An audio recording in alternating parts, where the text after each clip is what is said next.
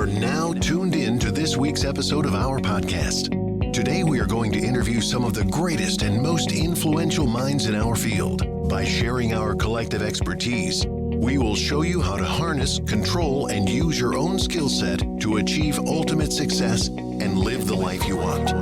And now, please welcome your host. All right, welcome to the Old School Podcast. This is Patrick Rooney. I am the founder of Old School.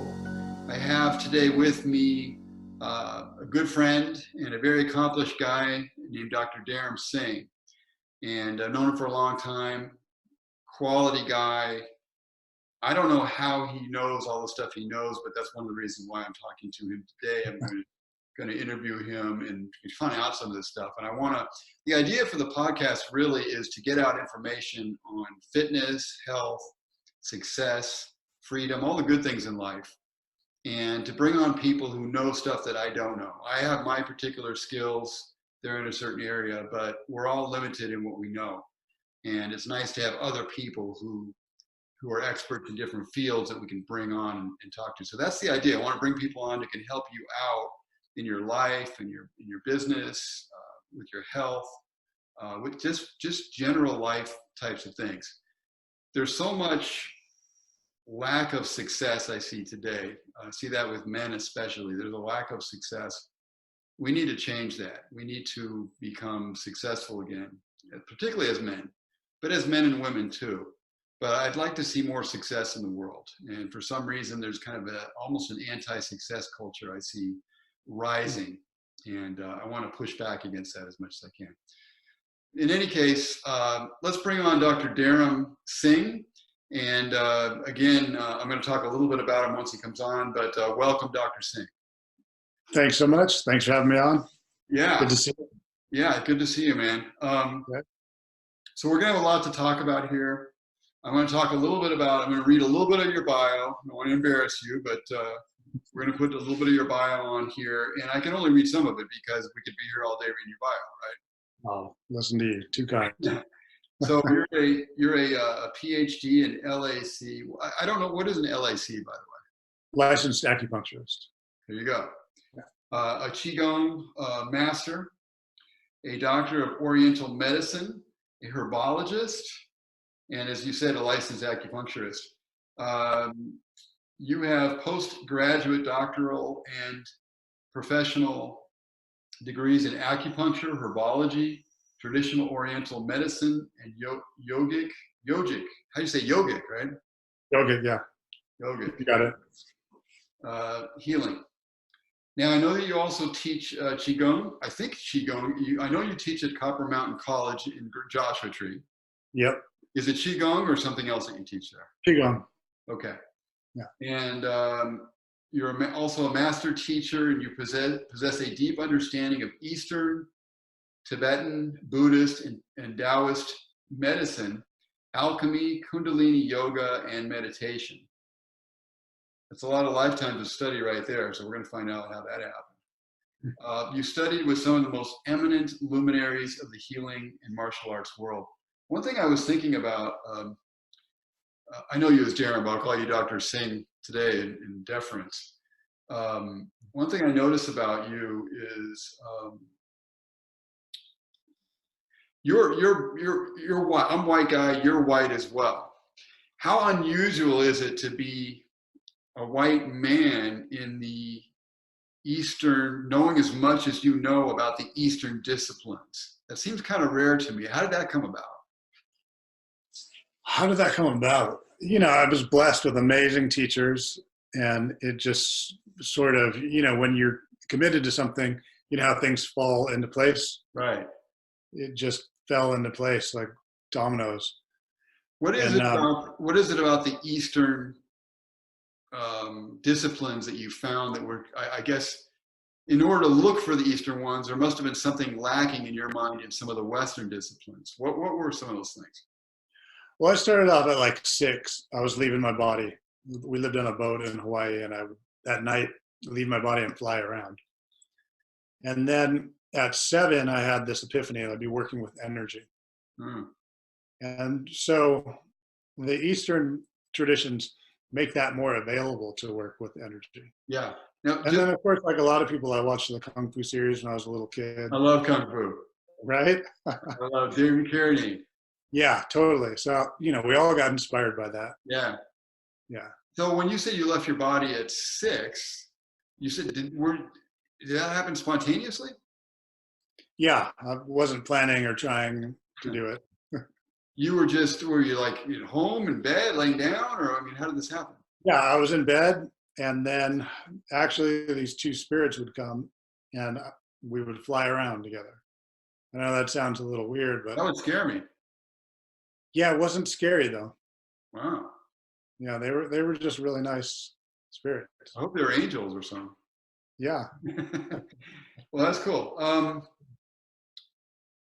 One of the things I want to get into too is also how to help older people with injuries. I mean, both of us you're over 50 now, is that right? Yep. And I'm you see a sigh. And I'm really I'm going to be 60 next year, so I'm going to be like in the 60 category soon. Wow, you look amazing. It's crazy, huh? Yeah, I had no idea you were going to be 60 next year. Yeah. That's coming next year, God willing. And the creek don't rise, as they say. Yeah. So man, you look great. thank you. I've gotten interested in, obviously, we get interested in things that we're doing. So I'm doing 60 as coming up. You're in your 50s. I'm in my 50s. So that's where we are. We're living our life. One day we're a kid, then we're kind of like going through young adulthood, and next thing you know, bam! I turn around and I'm almost 60. It's very weird. It is weird. So I want to, obviously, that's the life that I'm leading now, and I want to tell other people who are getting older, because I've gone through so many. You probably heard a little bit of my story, but I've gone through so many injuries, and I've had illnesses and surgeries and so forth. Right. And I just kind of learned to adapt because I want to continue to live. I want to continue to train, and I want to continue to work out because I love to do those things. Yeah. So you kind of find a way. So I kind of keep a certain amount of focus on that as well, and how we're going to help older folks. Right. Do you have anything to say about that? Just starting off about it, like, do you deal with a lot in your practice? Do you have a lot of patients who are older? Yes. Yeah, and the Qigong's really beneficial. The herbs are really beneficial. Obviously, you have to eat right. You have to do cardio. You have to do a little bit of weight-bearing exercise and a little bit of stretching, and think thoughts that serve you. Right. What does Qigong do for a person? What is Qigong good for a person? Yes. It's a broad category, so there's all sorts of different types of Qigong. But for what we're talking about now, helping the elderly, there's Qigong that can heal the back, the neck, TMJ, headaches, side pain, menstrual issues. Obviously, that's not related to the elderly, but nonetheless, it's building life force in the body. And it's not just elderly, but we're talking, lots of people, we're talking about people with injuries. Yeah. People get injured all the time, and they're looking for ways, I found yoga along the way. I found Pilates along the way. Yeah. There's a lot of disciplines out there. One thing I never really got into, and I've always kind of looked at it from afar, and I remember you helped me out a few years back with it, was Qigong. And I had an interest in it. I learned a little bit of it when I taught. I've learned a lot of martial arts over the years. And I actually was teaching, we're speaking of David Carradine here, I was actually taking a class from his teacher, his Kung Fu and Tai Chi teacher. Yeah, and and there was a little bit of Qigong thrown in that as well. So how would you define Qigong, if you could, just like in a sentence or two, like what does it focus in on the most, I guess you would say? Cultivation of life force energy. Okay, that's a nice way to put it. Yeah. Okay. I used to think of it as kind of like loosening exercises and maybe centering exercises, but I think you encapsulated it really nicely. Thanks. Yeah. But yeah, there's definitely an element of that, of the loosening. You take care of the joints. Again, there's so many different types of Qigong. Yeah. Exactly. And it seems to, why is it Qigong hooked into Tai Chi so much? Is that to do with the Qi energy, or is it something else? Yeah, because good Tai Chi is Qigong. Okay. So you're feeling the energy, you're moving the energy, you're building the energy. A lot of Tai Chi is more movement, and you're just moving the energy. You have to build it before you do the Tai Chi. I know you teach it as well. You teach Tai Chi as well, right? Yeah, absolutely. Are you familiar with the combat aspects of Tai Chi at all? Yeah. Because I used to, there's a lot of Tai Chi, but I feel like a lot of it seems to have been watered down, maybe in the West or whatever. Or older people are using Tai Chi for health, which is obviously fine, but it seems that the martial aspects of Tai Chi have been kind of pushed to the side for the most part. Yeah. Well, okay. So for health in Tai Chi, you've got balance, you've got circulation, you're moving the Qi. That's a big deal because when the Qi gets stuck, the organs and the brain, everything suffers. Yeah. So the endocrine system and all. So you really need to keep the Qi flowing, and Tai Chi is a great way to do that. And with the balance, you're toning the body and whatnot. As far as the martial application, it comes from martial application, but to actually apply that really takes a lot. Yeah. There's more faster methods of combat. Right. One of the places I learned Tai Chi from was in Oregon. I was in Oregon for some years, and I found that my incredible teacher of Tai Chi and Qigong up there, well, mostly Tai Chi and Kung Fu, excuse me. He taught kind of a Wing Chun version. Yeah. But this guy really knew how to, he knew the angles of Tai Chi. He knew how to get leverage out of it amazingly. And he knew how to do it in a way that not like a real soft way, like you might see a Western person do, just a soft way. This guy knew how to use isotonic movement with it. This guy would be literally sweating bullets. He knew how to his top teacher too was his top student was a white guy. His top student would knew how to do the same thing. He could do it in such a way that you'd be dropping buckets of sweat. Yeah. And so it's a lot of effort, and you can get that. You can make that happen, but I don't know how to say this without insulting anybody. But my experience, because I've done jiu-jitsu, Japanese and Brazilian and MMA and Muay Thai and all that stuff, and I've trained different places, and a lot of times there's certain traditions where they think that they're really combat ready, but then when you spar with them, they're lost. Yeah, I was looking at a video the other day of a guy that teaches boxing technique, a lot of good boxing techniques, head movement and so on. Yeah. He was showing a guy who's like an old master in one of these ancient things. And he said, one of the things the guy said was, good self-defense cannot depend on the, the belief of the person fighting. Because what he said was some of these masters, or so-called masters, would put these head trips on their students. I've seen some of this, by the way, because I've learned Aikido and things like that. But some of these Aikido guys are a little bit over the top, and not just Aikido, but some of these other guys, and they will show stuff. They will do stuff where they're not even touching their opponent, and the guy will fall over. Yeah. So there's guys like that who think that they know something.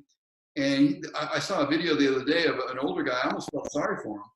He got against a younger guy who just knew MMA stuff, and the younger guy just pounded him. Right. So there's some of that going on too. But I do believe there's a lot to Tai Chi at the deeper levels. And totally. And Aikido also. What's that? Aikido also. They're all beautiful arts. But as far as pound for pound for combat, the UFC was kind of revolutionary. You've had different revolutionary periods in martial arts.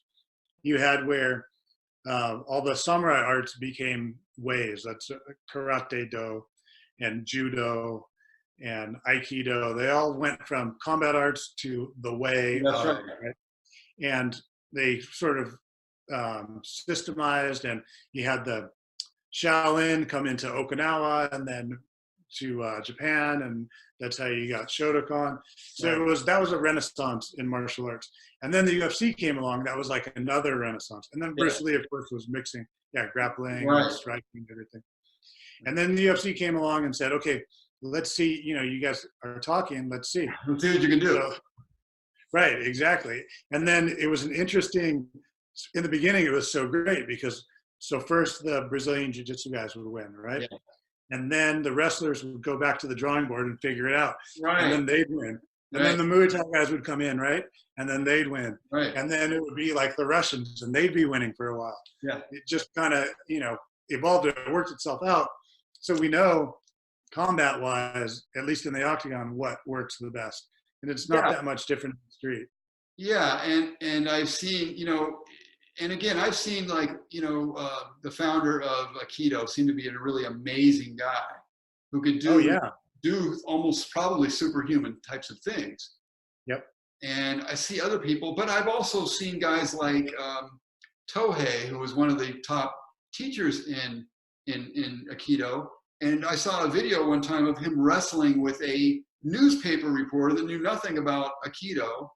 And he really had trouble throwing the guy with no skills. So I guess it depends. I think a lot of it is real, but as you say, for the most part, let's talk practicalities here for the average person. For the average person. If it was so easy to learn to be good, in combat in Tai Chi and Aikido, where are they in the UFC? Right. I mean, I haven't seen. But they're good for personal development. The Aikido is the way of harmonizing energy. Yes.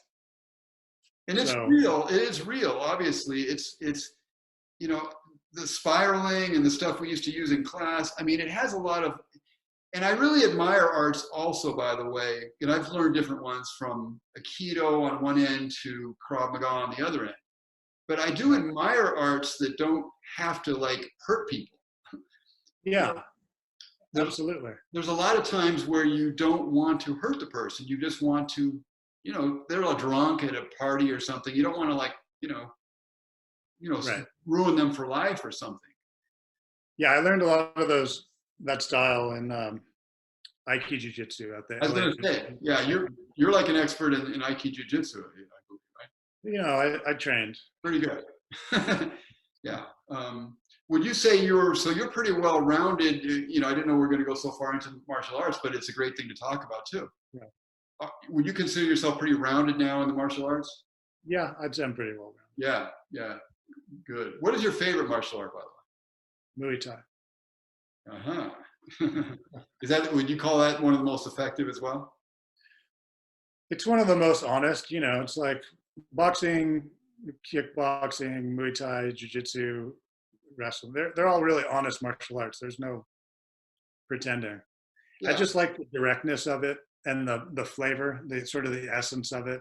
And there's a Buddhist element, and the whole way how it started, where the patron saint had to fight the king of Burma, his top guys, to release all these prisoners, and then he became a patron saint. Yeah, and it has like a Tai Chi dance in the beginning, and there's it's just, there's something about the flavor. I just love the flavor of it.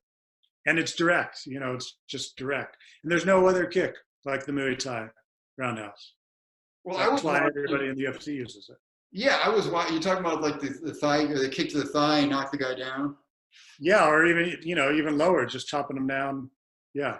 I watched some or to the head, wherever, but that's the kick. I saw some elbows and the knees. It's just beautiful. Yeah, it's hardcore stuff. I saw some stuff of that the other day. And the boxers, until they learned how to defend that, they just were like getting a tree chopped down, and they eventually would fall down. Right, but who's great in mixing the two is the Holland guys. They've got good boxing skills, and then they've got good Muay Thai skills. Because some of the guys from Thailand, it's just straight on. Yeah, they don't have head movement and whatnot. That's another thing, head movement. That's another. I'm learning that now. When I was younger, we used to. The first way we learned how to fight was we would just put boxing gloves on, some headgear, and some mouthpieces. We'd go in my backyard, and we'd have different weight classes. I would fight guys about my size, my age. My older brother would fight. My younger brother would fight. Nice. And it was fun. But at the time, I used to like guys like Thomas Hearns and Joe Frazier and people like that. And I really admired like the brawn of boxing. Right. But it's amazing. But as I get older, I started appreciating the Muhammad Ali, Sugar Ray Leonards, The guys that know how to counterpunch, bob and weave, and make you miss. Yeah. In fact, I used to fight. There's a guy I used to fight back in the day, and he was a karate guy. He didn't know any boxing, but he knew how to move, and he was very fast. I could never hit him. Well, that's one of the good things about karate is, not getting hit. Yes. What's his name? That was in UFC for a while. Machado or something? Oh, yeah, Machado or whatever. No, Machado Brothers. I don't know. I know what you mean. Yeah. Yeah. So, he had a cool like karate style, like get in and get out and not get hit. Do you, by the way, before we move on from martial arts, which is a great topic, do you miss the early days of UFC when you get the stylists that come in? This guy was like a karate guy, and then you'd see him fight the boxer or whatever. Yeah, because those guys put their whole life into their art. Yeah. And it was art against art, and they had more personality, and it was just all so much more. It was different, and I missed it. Yeah, I mean, it's homogenized. It's nice that we've gained the different, that everyone's gotten a little better and learned from each other, which is really cool. But in some ways, it kind of like made everyone same in a certain way. Yeah. Also, I think it was a different time. Like for you and I, we were closer to that. I was training a lot. Yeah. And there was more relationship with the people, with the fighters, right? I don't really know the fighters that well now. Yeah. I used to like the characters they had in the beginning. Yeah.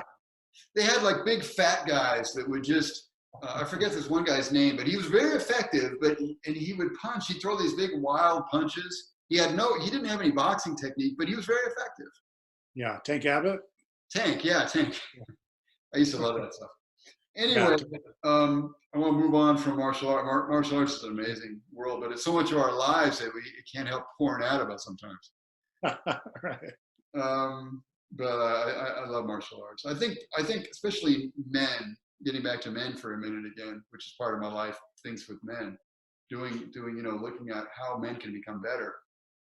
I think every man, I think you would agree with me as well, every man should know how to fight. Yeah. Every man should know how to protect himself and protect his family.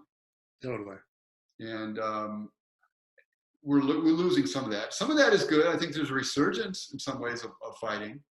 But there's a split off too, I think, where there's a certain amount of people that are not into that anymore. And that's unfortunate. Yeah. I mean, there's just a huge split in our culture in a lot of different ways. But I totally know what you're talking about. So let me, I want to talk, there's a lot of, in some of the information that you sent me originally when I was going to interview you, sent me some things that were very interesting. And I just want to touch on a few of those things if we can. Yeah. In them, you had a sheet called Key Principles. I don't know if that's on your website or where that is, but it's called Key Principles. Yes. One of the principles is, there's two that I'm interested in right now. One is purposefulness. Does that mean purpose, or is that something different? That means being on purpose. So you're talking about success and people having success. In our world today, there's so many distractions and people are being pulled in different directions, and you can, get on social media and get lost for hours. Oh yeah. And then watch Netflix, and there's just so many distractions. Yeah. Purposefulness means whatever you're doing, it's purposeful, and it's purposeful to the goal. Okay, good, because I was going to get into something else here. The next one, I think it goes right into it, and it's self-discipline. So one of the things I want to know from you, and I want to pass this on to the audience, you've had to be a very disciplined and purposeful person to get as far as you have. To learn as many things as you have, it would take the average person several lifetimes, it seems. So I'd like to know how you went about doing that. How did you learn so many things? Was it a matter of focus? Was it a matter of spending a lot of time? How did you do that? I wasn't hanging out. You know what I mean? I wasn't going on like pleasure vacations. Yeah. Everything was about what I was doing. And I'm very stubborn and focused. From early years? No, early years I was floundering. And then about 18, when I got out on my own, that's when I hit the ground running. What is it that changed? What flipped the switch? The fact that you had to care for yourself at that point? No, just the environment that I was being brought up in wasn't giving me what I needed. So there was something out of sync between my inner core and ideals, and the way that I felt like uh, life should be lived, and the way that you should walk the earth and that sort Right. of thing. Did you So know, go ahead. did you know what you were looking for at the time? No, so I put it together. I like built everything from scratch. At a certain point, did it must have become clear what you were looking for as you walked into these things, right? Or no? Yeah, I mean, it was a process, and that's where those principles come from. It's like, okay, this is what's worked for me, and when I was teaching martial arts, then those are the principles that I taught because I believe strongly in them. Right. Was it all good, or was there some overkill in the sense of being really into something and maybe not getting enough R&R at a certain period of time or anything like that? Oh yeah, 100%. But that's how life works. There's always sacrifices. Yeah, yeah. Do you regret any of it, or are you glad the whole path that you took so far? No, I don't regret it. Maybe I would have, made some tweaks here and there, but I don't regret it. What feels great is that I gave it everything. Yeah. I left nothing on the field. Were there any paths that you took that you just kind of got a certain distance in it and then said, no, I'm done? So when I went to acupuncture school, I was studying with one of my grandmasters, and he wanted to take me to Japan and present in this big Qigong conference, and he wanted me to learn Chinese and all this stuff. And I ended up going to acupuncture school, and I thought that was going to deepen my Qigong. And about 2 months into it, I was like, these guys know nothing about Qigong. But then I was in it, and I was like, all right, I started it. So well, but then you also learned acupuncture. Yeah. Which you've used, I guess, very successfully over time, right?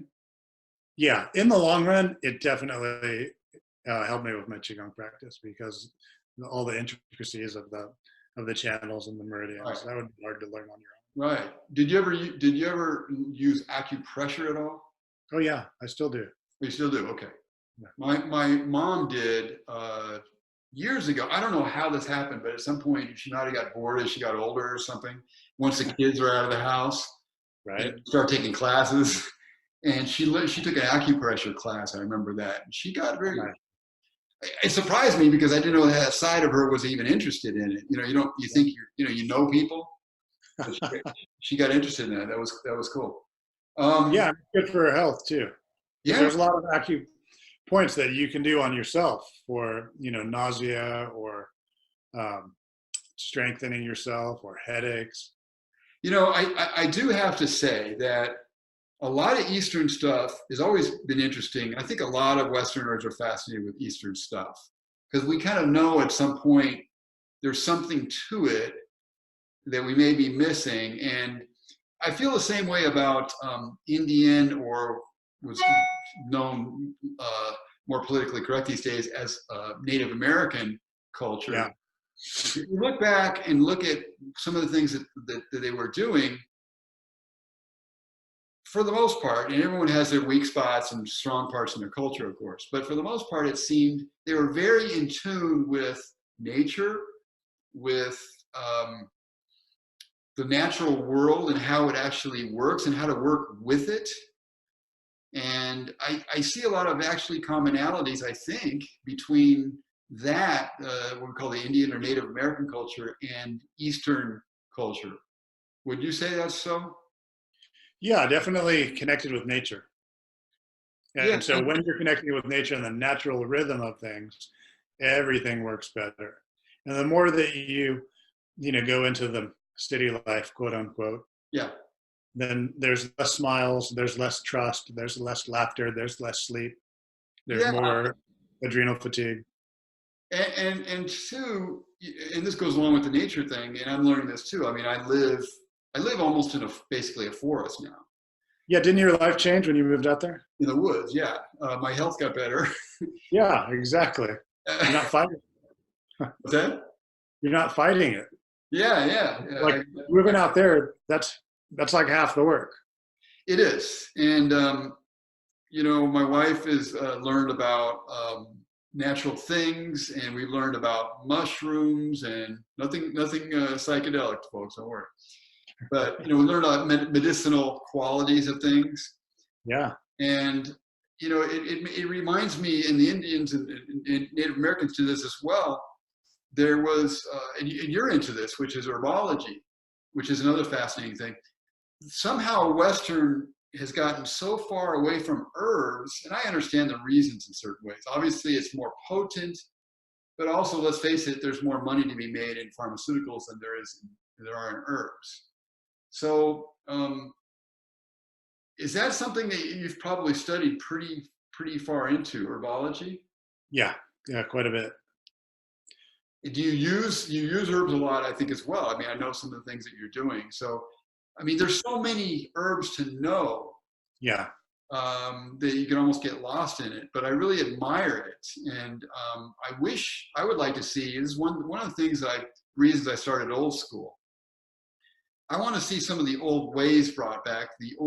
Not all old ways. Not all old ways were great or perfect.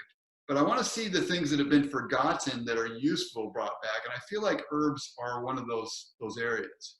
Yeah, absolutely. And if you want to know the relationship between pharmaceuticals and herbs and what happened over the past 100 years. I don't know. Yeah, there's a great series that you could watch called The Truth About Cancer. Okay. And it starts off talking about how there were different types of hospitals that were using more natural methods. But then the pharmaceutical industry started to get into power and put all those other hospitals out of business. I heard I saw somebody said the other day that some of the pharmaceutical people, doctors or whoever it was, they started to have people investigated who were into natural healing and things like that. Oh yeah, that happens all the time. Or they'll usurp an herb and then they'll bury it.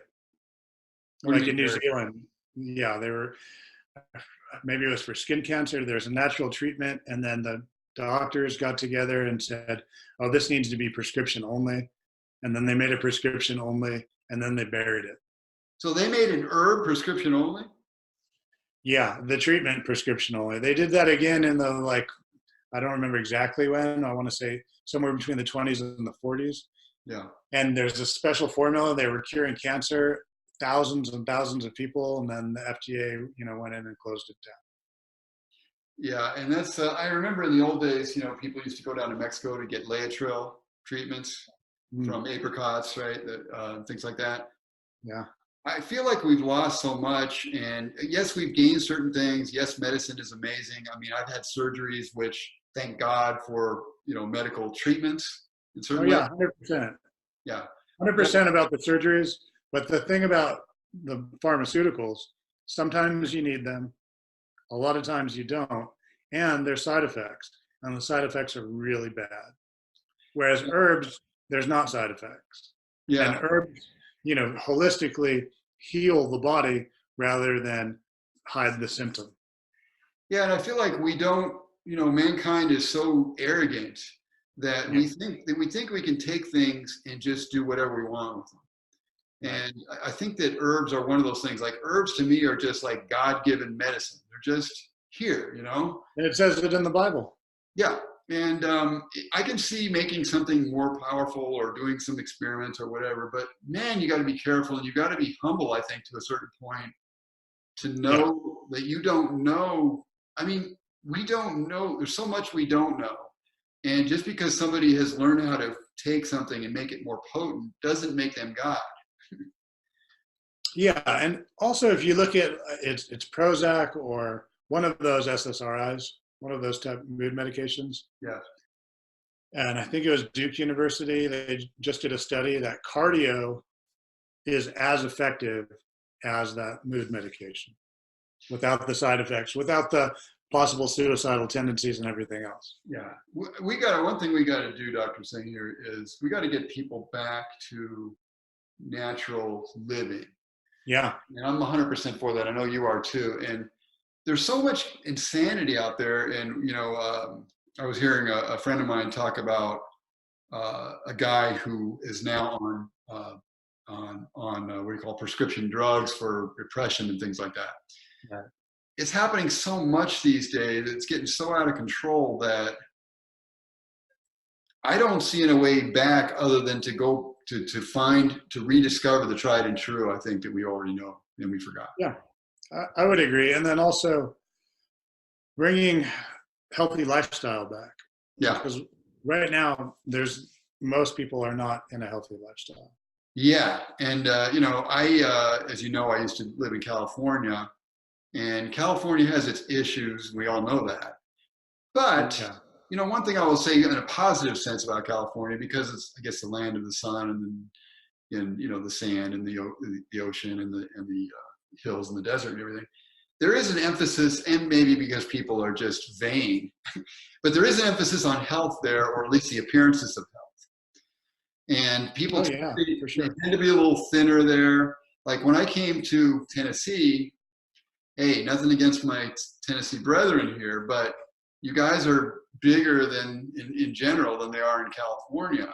And a lot of people, if I go to certain stores sometimes, just to be honest, if I go into certain stores, I'll go into Walmart or something here, it's shocking at times. People are just letting themselves go to a degree. And I know that people are doing the best they can, but they need to at some point see that whatever this road they're on is not good. You don't need to be like this. And you don't have to stay like that.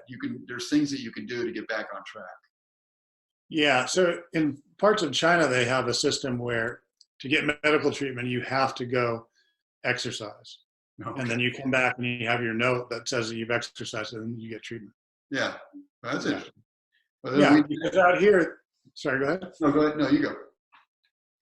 Out here, people are just given drugs, and it just gets worse and worse and worse. And that's what they are used to. I think that, and I'm just extrapolating a little bit. I'm wondering why we got so far into drugs, but could it be said that the Western way, to some degree, leads to that? In other words, the Western way is kind of about dominating your surroundings, and it seems like using a tool, like think about the way that Cortez went through Mexico. And I'm not a Cortez basher. I admire Cortez in a lot of ways.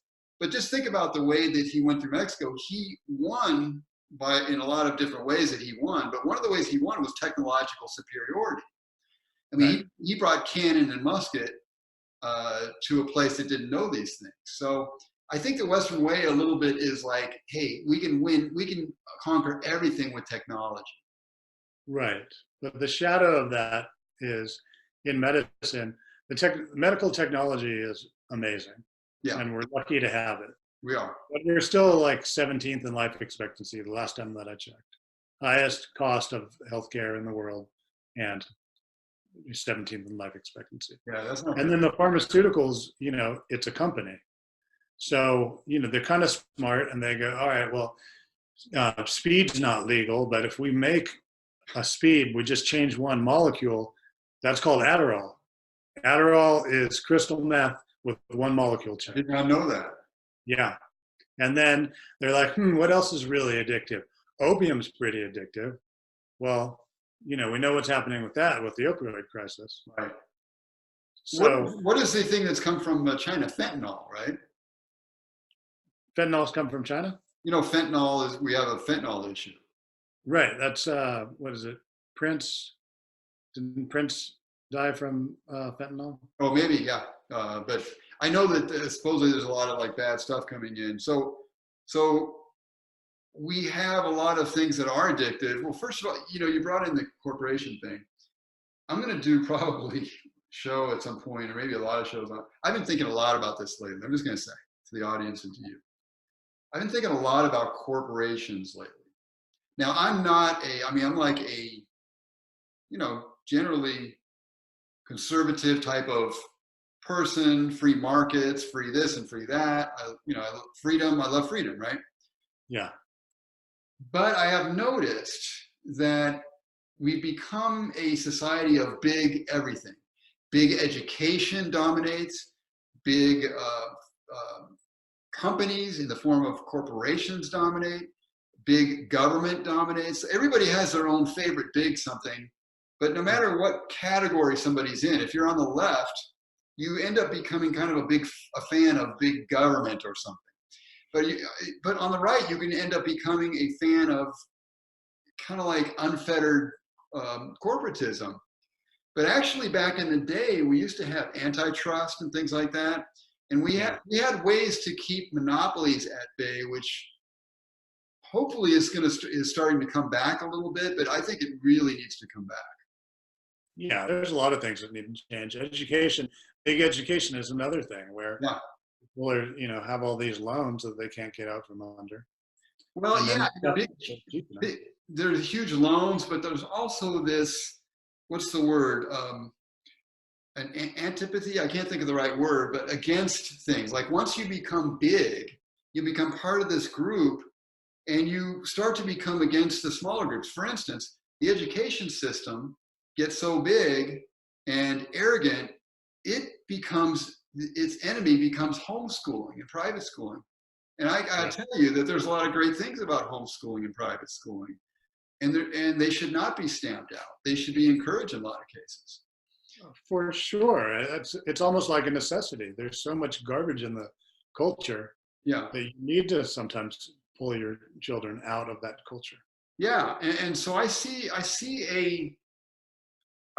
if you just want to get down to the nub of it, I see an anti-individual type of culture that's arisen.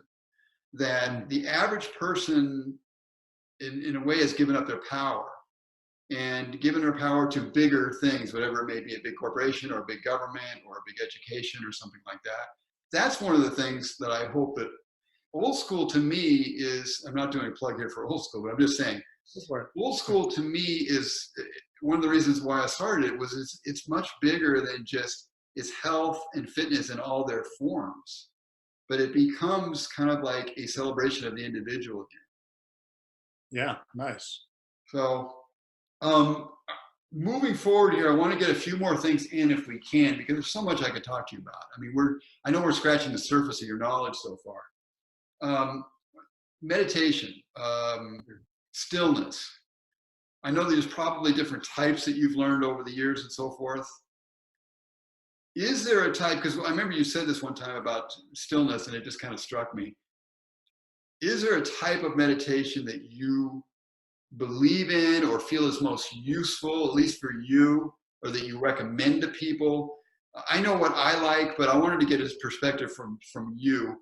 Is there a particular type that you like? Yeah, but let me ask you this first. When you moved out into the country, into the forest, how was your meditation? Did your meditation change? Yeah, it's easier to meditate in the sense because you don't have less distractions. Right. So you don't have someone yelling at the apartment, next to you and banging on the wall, or music pulling through, or yeah, and you're not stressed from all the sirens and helicopters and whatnot. You're not stressed, and what you hear is a little more natural in rhythm. Right. So it's a little easier. I'm not saying I couldn't meditate before I could, but I think it's a little bit easier now. Yeah, it's probably like a nicer quality to it. Easier to drop in. Yeah, and at night you have darker nights, right, for sleeping and things like that, more quiet. So definitely more conducive for rest and meditation. Yeah, totally. So in an environment like that, then more of a silent meditation, or focusing on the breath, or focusing on the third eye or the navel, something like that. Third eye meaning up here. Yeah, a little bit lower, right, by the eyebrows. Yeah. So that's those are all great meditations. Sometimes people, there's just so much going on and their inner voice won't shut up. Yeah. Mantra meditation is really good in those cases. Yeah, that's one I never tried, and I've heard a lot of people say, "Oh, don't do that one. It's weird and it's demonic or whatever it is. I don't know a lot about it, but I've never really tried. I was always afraid to try it personally. Yeah, I mean, you could take a phrase from the Bible and repeat that over and over again. It doesn't need to be a religion that's outside of your comfort zone. Yeah, and I found kind of like, I don't know if I say I found my own way with meditation, but I found what works for me. And one thing I noticed is that we've kind of pulled away from my friend Jesse, who he used to talk to me sometimes about the belly. And he would say that the soul is in the belly. Mm. And one thing I noticed a long time ago, I recently went with my son to Dollywood, which is a amusement park here at the end of Tennessee. Nice. And one thing, he wanted to go on roller coasters and stuff, and I've gotten kind of like older and kind of away from that stuff. I don't really like it, blah, blah, blah. I didn't really want to mess with it, and the heights were kind of, going high and things like that. I didn't really want to do all that. But one thing I found, it's funny with the soul, the belly stuff, I'm kind of bringing this together here, is that what I found was that I went on some of these rides and I just kind of like chilled, and I relaxed. And one thing I did, I didn't fight the ride. Yeah. I went with the ride. And I also just kind of like centered myself and got out of my head up here, kind of centered myself down in here. And one thing I noticed was when you're actually in here, there's no fear in here. Right. It's very interesting. And I actually, we went on these crazy roller coasters. I went on them. I was able to do them. I went on a 200-foot tower and then dropped. Wow. And it's stuff that in my head, I look up at it and my head says, you're not doing that. But in here, it was like, okay, you can do that. And so I got on it and did it and just was right in here. And it was fine. Yeah. There's so much that I realized, I guess for me, the helpfulness in meditation is the bringing myself back into reality in a certain kind of way. Yeah, you got to tame the monkey mind. Yeah, and once you get into that's what I think it's about, is getting back into reality. I mean, people may have different reasons for meditation. That's what my reason would be. Finding reality again, and because the mind is I realized in that moment of seeing those things that I wouldn't do, I started thinking, what are all the other things in my life I'm not doing? And if you think about it, I started saying, wow, my life has been ruled in many ways by fear. Mm. And, but actually when you do something, not when you think about something, but when you actually do something and you're with something, it's not the way it is in your mind. Right. And I think that people just get freaked out by their minds and it stops them. Yeah. Well, the mind will mess you up. Yeah, it really does. So to me, I don't know. Is there another reason besides this finding true reality? That's my definition of meditation. Yeah, I think of meditation in terms of getting back to the source, being in relation with God. Yeah. That's what I mean by that. And then also, I feel like it's a necessity, not an option nowadays. It is. It is. That's a good way to put that, because now I came from a Catholic Christian background, and there's a lot of people who would say, oh, meditation is not Christian. I would say, well, I'm sure there's certain meditations that may not be Christian. Okay, let me put that out there. But the meditation that I will practice, to me, is Christian. I mean, there is a spirit inside. In fact, when I close my eyes, I can see really like a ball of light in front of me. And I'm not saying that it's not a weird thing. It's just, to me, it's like you're seeing the inner light of the being. I don't know what you want to call that, but you know what I'm talking about. Yeah, right? That's the third eye opening, or Jesus would say, let thine eye be single. Yeah, it's like we have a lamp. I think Jesus even said something like a lamp unto your feet. We actually have an inner lamp that kind of guides us as we go around through life. Yeah. That I think because we get into the head, as a kid, we know these things. I remember meditating as a kid. You talked about having experience at 6. I remember as a kid meditating. Yeah. The same thing I'm doing today, I did when I was young. Nice. without anyone showing me. Yeah. And so a kid will naturally kind of be close to that thing. And as we get older, we kind of just drift away from it. Right. Well, there's a lot more pulling on you when you get older. There really is. And you say that we need these things. I totally agree with that. We need a way to come back to what is in here, what the real reality is, because there's so much now with computers and phones and artificial intelligence. It's just going from one thing to the next these days. Right. And as you meditate more, then you bring back the elasticity and the childlike nature. Yes. Like Reverend Jesse is a great example of that. His childlike nature is intact. That's right. And I found it in myself. I was becoming kind of angry and overly serious, let's say. Right. And in meditation, even lately, I've had breakthroughs. I think I've had breakthroughs since coming, honestly, to Tennessee. Yeah, I would imagine. Yeah. I would imagine you had a lot of breakthroughs because half of the burden is eliminated. Yeah, and I think just the idea maybe of saying things that I wanted to do, to actually like turn the corner and actually do them. Yeah. I wanted to live, you know, in a more open atmosphere. I wanted to live in a better atmosphere, you know, for my son and things like that. I wanted to start business. And all this stuff started kind of coming together, and beyond that, lately, even in the last few months, even things started to open up more. And I think the more you do this stuff, it starts to accelerate even, I think. Yeah, absolutely. It's really a trip. Okay, because of time, I'm going to move on even further here. This is another issue that could be talked about for a long time. I want to talk to you a little bit about diet.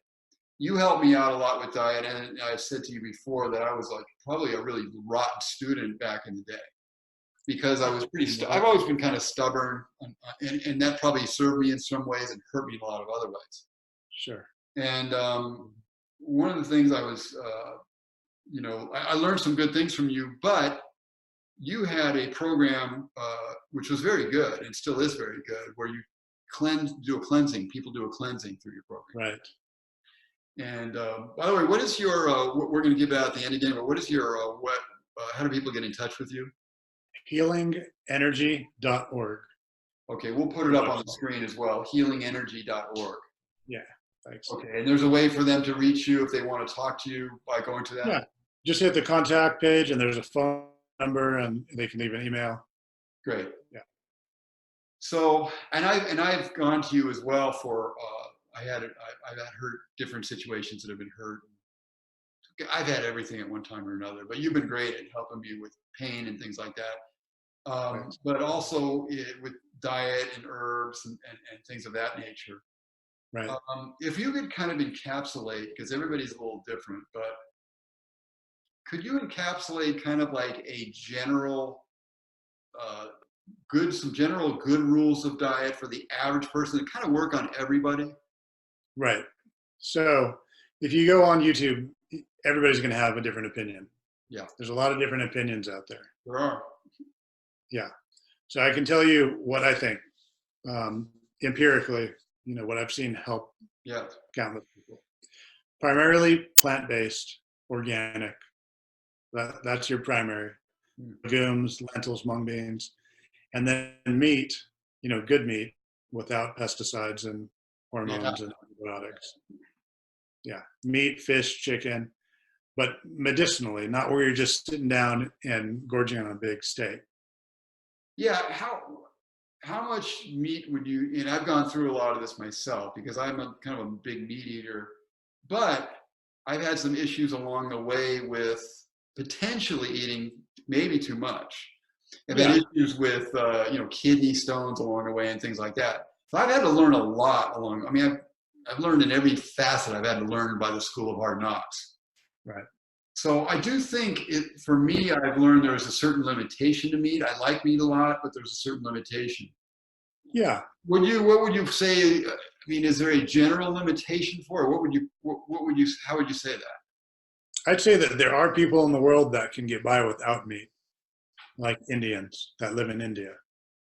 Well, theoretically, right? Theoretically, everything that is in meat, correct me if I'm wrong here, but theoretically, everything is original. I mean, everything would have to be originally in nature. I mean, Yeah. what is, people like grass-fed meat and grass-fed dairy. Why? Because the cow is eating grass. So everything that's in the animal is coming from the natural world to begin with. Right, and it tastes better, and they feel better after eating it. Yeah. Now, that being said, even though theoretically I think it can be done, if you're intelligent about it, you could be a vegan if you wanted to. But I do believe that the vast majority of people don't know how to do it correctly and end up just being weak with veganism.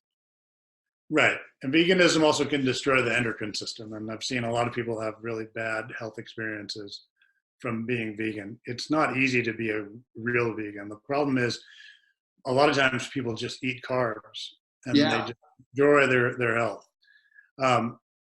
Vegetarianism, at least, you can have some dairy. Yeah. If you're going to have dairy, I would say you want raw, grass-fed, and organic cheese. All of those three things. So raw, organic, raw, organic, and grass-fed. Grass-fed, yes. That makes sense. I had a note for some reason. I don't know why. When I was going to talk to you about kefir, maybe we had a discussion one time about kefir. What do you think about kefir? Yeah, I think it's good, but usually there's a lot of sugar in it. Yes. What about sugar? What about plain kefir? Yeah, I mean, yogurt is fine unless somebody's congested. If you're waking up and you're hacking things and you look in the mirror and your tongue has a thick coating, then dairy's not for you. Yeah. And maybe cut down on the meat too. I've had to be very specific about my diet, especially lately. Yeah. My meat, I've had to cut back on some. My dairy, I've never been able to handle too much dairy. Right. So there's just things I have to do. And then fruit, I can't take sugar hardly at all anymore. I haven't been able to the last few years. So I eat very little sugar. If I eat fruit, I kind of have to keep it at a minimum, maybe berries and things for the most part. Well, you look like 10 years younger than you are. So what you're doing is working. Yeah, I'm doing some things right. And I think there's actually a lot of things I'm probably doing right now, but we're all kind of a work in progress. So I'm learning stuff every day. Like my body has been like a laboratory in a way. In other words, and I'm sure everybody's like that in some way. We try things on ourselves and see if they work. Yeah. If they work, we do more of it. If they don't work so well, we do less of it. Exactly. Yeah. So general guidelines, I would say, stay away from wheat and gluten and dairy and sugar, alcohol, and processed foods. Yeah. I don't know how to say this, but about wheat and stuff. Like I'm kind of like old school in the sense that I want to keep some of the wheats and different things in there, but I also understand it seems kind of pretty clear that we don't necessarily have the same kind of wheats and the same kind of grains that we used to have. Right. Yeah. So they've changed the wheat, and it's there's a more complex gluten in it, and that's why people are gluten intolerant, because they can't deal with the new strain, the GMO wheat. Yeah. If you're going to do wheat, sourdough is good. I've heard that as well, and I love the taste of sourdough. By the way. Right? I love it. But I noticed even with cereals, there's certain cereals I can eat that may have some wheat in them, but there are other cereals that have wheat in them that I can't eat, and I don't know. Maybe they're putting in a preservative that messes with my body. Who knows what it is? Yeah. Yeah, you don't know, and it could be different batches, and also what your body needs at the time. So when you're younger and you're working out a lot, you're going to eat more meat because your body needs it. And then again, the blood type thing, which people like to say, well, that's not really true, but I've kind of found it to be true. There are certain people with certain blood types that could use more meat. It makes I remember I read a book on blood types one time and food, and I think a lot of these books make sense. Some of them, it's like you kind of like have to pick and choose, but there's like a grain, no pun intended here, but a grain of truth in many of these books, I think. Yeah. Let's move because of time here. I want to move on to sleep. That's something you helped me with. Honestly, I'm good at certain things and I can help clients in a lot of ways, but honestly, to just be upfront about it, I haven't mastered completely the sleep thing yet. I got better. Yeah, you and a lot of other people. The world is filled with sleep issues right now. Yeah, it really is. And there's things that I've done that have helped it. And I kind of feel like once I get the sleep thing down, I'm going to become an expert at it because I've spent so much time watching it, journaling it, right, seeing what it is that keeps me awake and things like that. Yeah. And there's all sorts of things that you can keep. Can you give us like kind of a basis on maybe nutrition for sleep or ideas for good sleep? Yes. So caffeine, you want to have a last call on caffeine in the morning. Yeah. It stays in your system. Amen. Yeah. Me especially. Everybody in modern society and culture, we all love the caffeine. The blue lights from the devices. Yeah. You want to shut those down early, or get the glasses that block the blue lights. I've got a thing on my computer that shuts the blue light down at a certain point at night. Nice. Yeah. So that's a good way to go too. It is. Try to have the same. You go ahead. I'm sorry. Try to have the same bedtime. Try to use the bedroom just for sleeping and intimacy. What else? Wind down. It's good to meditate at night. Yeah, so you can absolutely. begin the sleep process. Turn the lights down low. Dimmers are good. I don't like, maybe I shouldn't say this here, but I don't like sleeping in bed with another person. Yeah. And I'm married. Right. And I don't like, I like having a separate little, I like having like a separate little bed. And yeah. If you want to be with your wife, fine. But when you don't, and you just want to sleep, because nobody's rustling your stuff, nobody's moving anything. You just have like your own little area there. There's in the Chinese classics, there's a line that says, sleeping alone is one of the best chi tonics. Yes. Yeah. And you can still wake up, when you wake up, you can go snuggle and whatever. Yeah. You can choose to use or whatever be together or not, but right. You can also choose not to be. Yeah. And then you do sleep better. When you're sleeping, you're replenishing the hormones. There's a lot going on.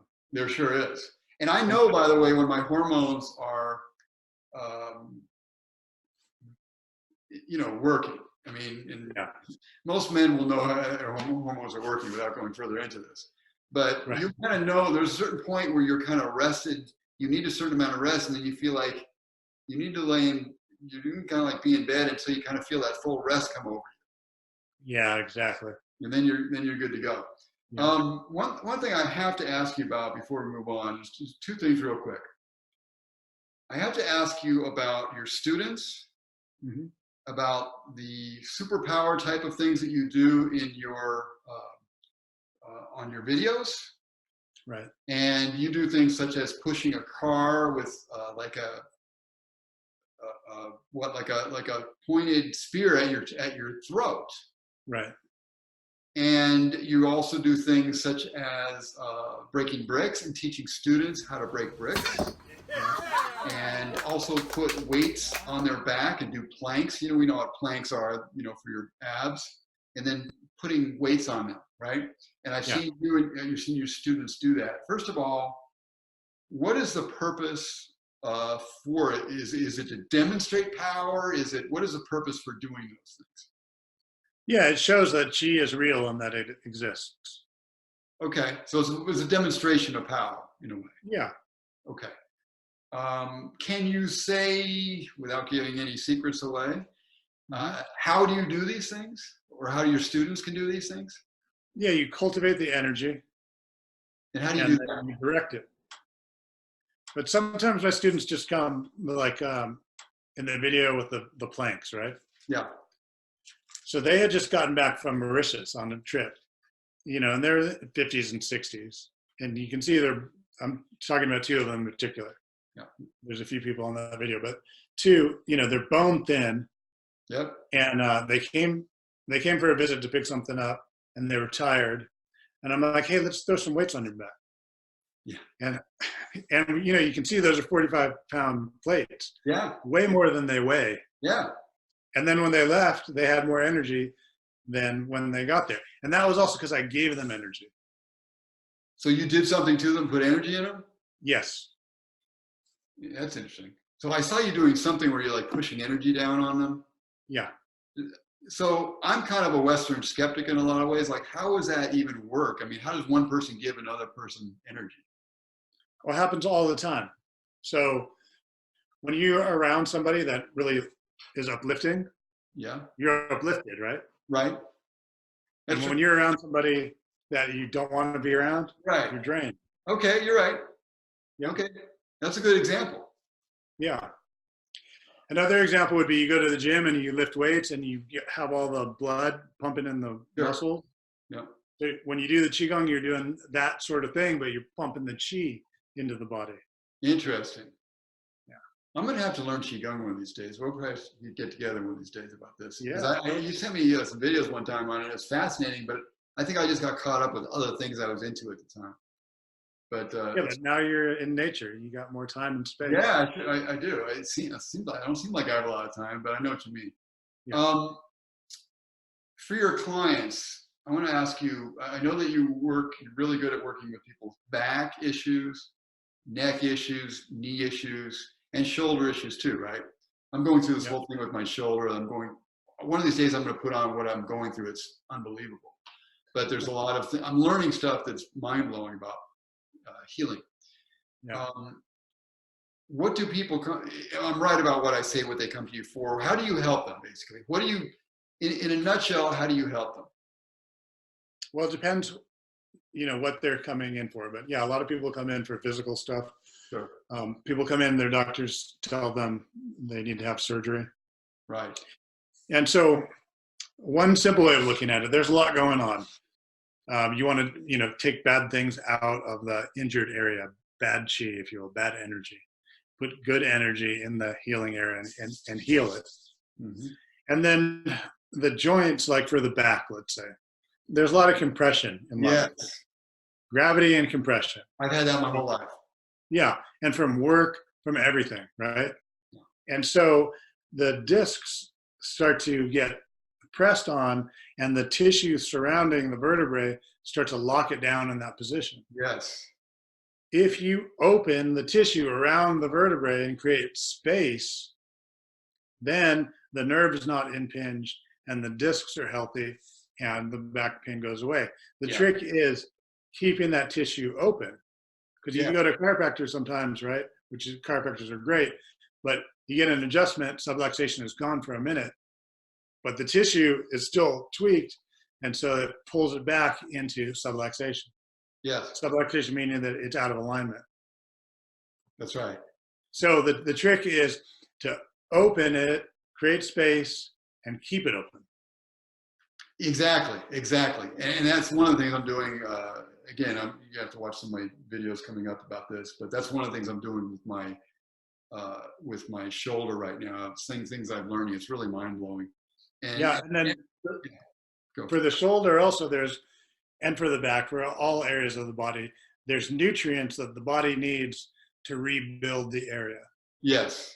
So you've got to feed the body what it needs so that it can do that type of healing. I agree. And I've always kind of been somebody who does as much as I can with food. And then if there's something lacking, I'll use supplement as well. I know you use both. You use supplements and herbs and things as well.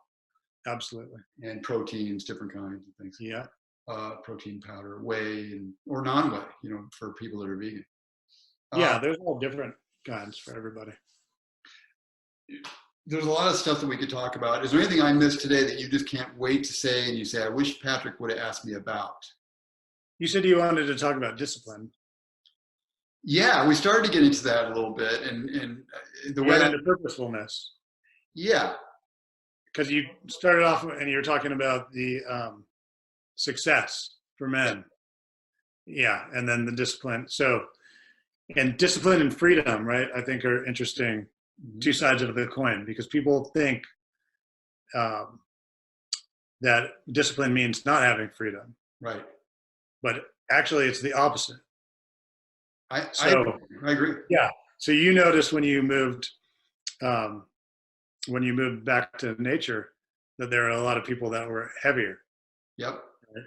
Mm-hmm. And I've noticed that too where I live, because I'm also in nature. And I never in my mind would have imagined the amount of people I see on the scooters in the market, in this one particular market. So sometimes that's unavoidable, but I think a lot of times they just don't have discipline. Yeah. And they think they're being free. I can eat whatever I want. Well, I can watch whatever TV I want, but then their mind is polluted and their body is polluted and they end up on the scooter. It's so sad, and so a lot of it is preventable too, obviously. So preventable. And that's the thing too, is that people don't know, and they go to the MD, and the MD, like you said, sometimes like for the right surgery or the right medication, it's amazing. It's the best thing ever. But a lot of times they go to the MD and it's, they're getting thrown pharmaceuticals at them. Yeah. And that's what they think is help. I do think that there's a certain amount of vanity, as I said earlier, that helps people to some degree, in the sense of like cities. People like here, I'm sometimes a little less willing, less able to shave, not able to, but I shave a little less here, right? And I don't wear as many different outfits as I did when I lived in the city. And I don't do a lot of the things that people do to kind of like do things for their appearance, which is lose weight. Because people are out and about in nature and they're doing stuff in nature. They're not necessarily out to impress somebody, in the city. It's a different vibe, and people are more doing their own thing out here in nature too. And people are kinder and there's less judgment. Yeah. And people's hearts are more open. That's true. There's a lot of things. More smiles, there's more friendliness. Yeah. I'm going to be diving into this big time, but one thing, I'm glad that we did talk about the discipline of it as well. Did you want to say anything else about discipline? Did I cut off? That's it. Yeah, because I think that you're right, that disciplining yourself also, and when you work for yourself, is another thing. You have to discipline yourself, because if you don't, nobody else will. And you're not going to get done what you need to do, and you'll have less freedom, you'll have less free time, you'll have a lot of less issues. But the more you actually discipline yourself in the correct way, and actually make your mind work on certain things. When you're doing business, you kind of have to use your mind in certain ways, but you may not want to, because we can become lazy in body and in mind in certain ways. Right. So but discipline is the key. It's the absolute key. If there were another key, if there were three keys, if you had to boil it down, it would be discipline and the golden rule and intelligence. Treat others as you wish to be treated. Say again? Treat others as you wish to be treated, right? Yeah, because that's going to take care of a lot. Yeah. That's going to be, you're going to get your compassion, you're going to be a good person. The golden rule does amazing things. The third one was intelligence, you said? Yeah, so in certain traditions, they talk about compassion and foolish compassion. Oh. So, there's a fine line of going the extra mile, but also, staying focused and not, because people can take advantage. So that's sort of like compassion and foolish compassion. People can steal from you in many ways. They can steal your money and they can steal your time. Right. Exactly. So that would be the triad. Yeah. I have to stop it here because of time, and we could talk, and hopefully we will in the future. We'll pick this up sometime, because there's a lot of things I could talk to you about. Again, how can people reach you to find out more about what you do and to get involved with you? And by the way, people, I highly recommend Dr. Singh here. I've gone to him for things. He's helped myself and my family. He's very generous, good with his time. He likes to help others. Generally, all around good guy, and he will do right by you. So when you want to go to somebody, he will do right by you. He's not going to try to rip you off and give you things and treatments that you don't need. So tell people how they can get in touch. Thank you, Patrick. Very kind. Healingenergy.org is the website. Make sure it's .org and not .com. Healingenergy.org. and you can send an email. There's a phone number you can call, and that's the best way. Thank you, man. And again, I urge people to go to you because there's so many things that you know and so many things that you're good at. Certainly healing is at the top of the list. Thanks for being with me today. I wish you well in going forward and all that you're doing. And you're there in the desert and breathing that good desert air. Yeah. And, I love the desert myself. It's a beautiful place. And it's very. You guys got to come out and visit. We'll go on some hikes. Well, maybe may take a trip out to LA next spring. So maybe while I'm out there. Yeah, for sure. So anyway, great to see you. I am going to sign off now, and I'm going to say a few words at the end here, but I'm going to sign off with you. So thanks so much. Thanks, Patrick. Thanks for having me on. Appreciate you. All right, man. We'll catch up soon. Right on. Looking forward to it. All right. Just to finish up, Dr. Singh is a great guy. Known him for years, and I definitely recommend what he does. He's one of those guys that's getting back to the things that work. We don't have to invent a lot of new things because things have been laid out for us. We just need to discover what is already there and what has already worked. So that's what old school is all about. Old school is improving your nutrition, your training, your movement, everything that you can think about regarding health. Your spiritual health as well. Very important, and a lot of people neglect that. Spiritual health is actually the key to all forms of health. So that's what Old School does. To find out more about what we do, go to oldschoolus.com, oldschoolus.com, and find out all that we're doing, and you can get in touch with me. Also, you can get my book, Greek Physique, on ebook. You can get Greek Yoga, the Introduction to Greek Yoga is another amazing thing. There's so many things that I'm doing now that a lot of these things are going to have great value for you. And also, I am looking right now for 16 people. I have 16 slots open. I'm doing health and fitness coaching. And I can work with you directly if you are in the Middle Tennessee, in my travel zone in the Middle Tennessee area. If you're not, I can work with you by Zoom or Skype anywhere in the world. And I'm looking for 16 people who are very serious about getting their health together, getting their fitness together, want to move again freely, want to enjoy themselves, want to play with the kids, do all the fun things in being part of life 100%. You don't have to quit doing those things when you get a little older. You just need to start taking care of yourselves in a little more intelligent way. There's things that you can do, and it's not that hard it's not that hard either. I can show you how to do those things. So I'm looking for 16 people who are serious, that really want to do something with their health and their life and get back their vitality and get back their movement, get back their good nutrition and all those things. And it doesn't take a lot of time either. I can show you things where you can work out anywhere. You can go anywhere in the world and do these exercises I'm showing you. And you can be strong and flexible and have all the mobility and athleticism that you need. So go to my website, oldschoolus.com, and go to the contact area there and get on my calendar. Send me a note. I'd love to talk to you. I'm offering a free consultation with you by phone. You can also reach me by 615-840-4626, 615-840-4626. And you can call me direct or get me through my website as well. All right, enough said. Also, my email is info@oldschoolus.com, info@oldschoolus.com. I've said enough. We've gone through a lot today. I hope you enjoy the podcast. We're going to do many more, God willing. And if you have any ideas for podcasts, you want to see me talk about certain subjects, or you want to see me interview somebody, let me know, and we'll check it into it. All right. Thanks again for being with us, and we will see you next time.